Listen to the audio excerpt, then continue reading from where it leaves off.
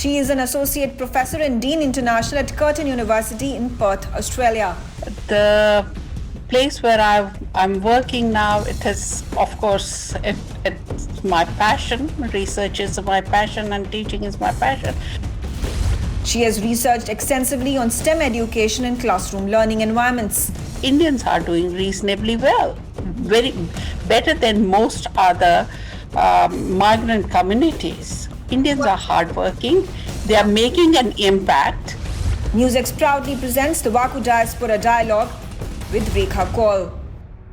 Hello and welcome. You're watching NewsX VaKu. I'm Megha Sharma, and joining me on the broadcast is a special guest, Rekha Koul. Now, she's the Associate Professor, Dean International at Curtin University in Perth, Australia.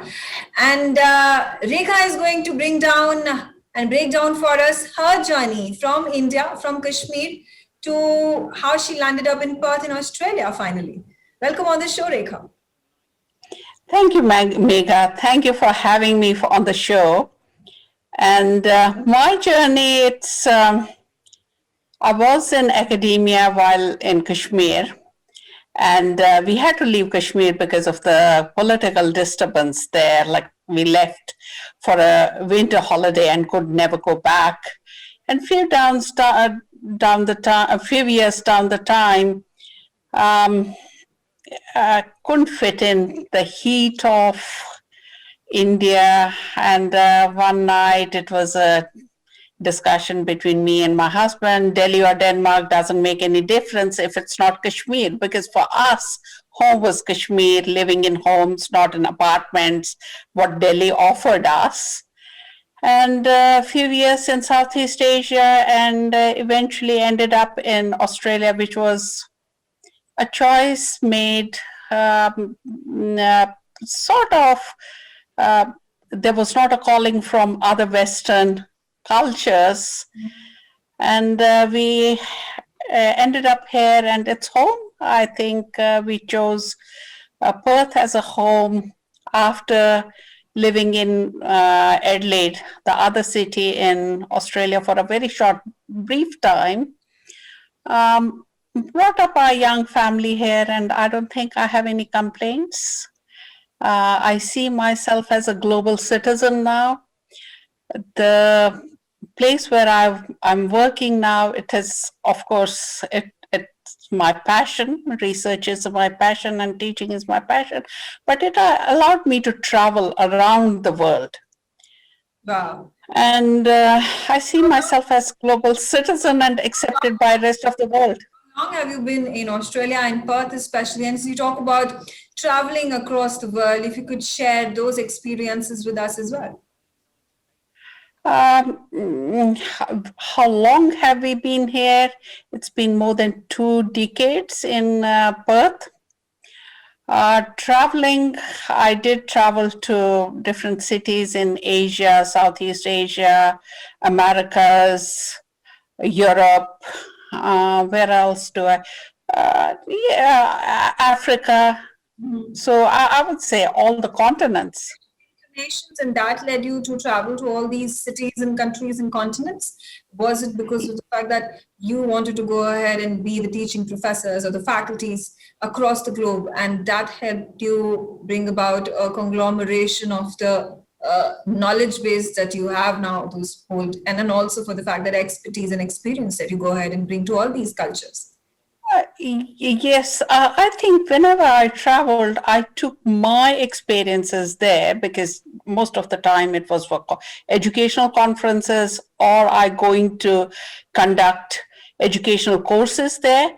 But wherever interaction happens, it is a two-way learning. So it was not only me taking there, I had a lot to learn from them. Our university, Curtin University, where I work, it's in top 200 of the world. Recently, QS ratings have come out, and Curtin University is 187 in the world. So keeping our high rankings in view, we get students from all over the world. Currently in Curtin University, we have students from around 60 countries, different countries from developed as well as developing world. So we do conduct our,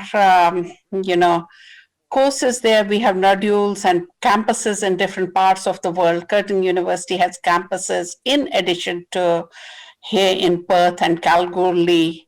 In Western Australia, we have a campus in Malaysia, Singapore, Mauritius, and Dubai. In addition to that, we have many nodes and centers around the world, and I have been traveling. Then we have many international organizations where we have partnerships. Like I am the chair of AERA, American Educational Research Association, their learning environment SIG. It's chair. So every year, other than COVID, I would have to bring about that, you've lived over a decade, maybe more than that, in Australia, and then traveled to all these continents and been able to imbibe all the culture and soak in all the culture. Has there been a tectonic shift in terms of how the Americans or the Australians or the Europeans used to look at Indians perhaps some years ago versus the situation that is now? There has been a gradual change, and I would say in past few years, there is a huge change, especially in academia. We would not get many students from India. Okay. Indians would not choose to come to Australia, but the numbers have drastically increased. I would say India is now number 2 supplier of students to Australia, international students. Then looking at even the immigration numbers, before in my 21st century till 2000, every year nearly 50,000 Indians would immigrate to Australia. But looking at today's numbers, I think it's more than 300,000 each year immigrate out of India to Australia. So there's a huge influx of Indians coming and adopting Australia as home. It's not only international students, even those who migrate here, they choose it as home. To put across will be of extreme importance, especially on a platform over here that is going to reach out to millions and millions of people who are watching us on the broadcast at this point of time. I thank you, Rekha, for joining me on this very special episode of VaKu. And we'll take your message ahead and obviously go ahead and build further when it comes to the education policy, the education system in our country, going ahead and replicating all the good points that are coming in from Perth, where the university you are teaching in, and several other plethora of universities and schools across the globe, and replicate and utilize the same in our universities, in our school systems, in our education systems as well. Thank you so much. Thank you, Megha.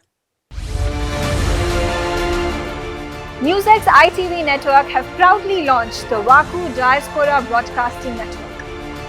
VaKu DBN will be India's first mainstream platform dedicated to the diaspora community. Help support us, become VaKu patrons at memboro.com/VaKu. You will get the first access to our interviews, make recommendations, merchandise access, ask questions, and get a shout out of thanks on our TV shows.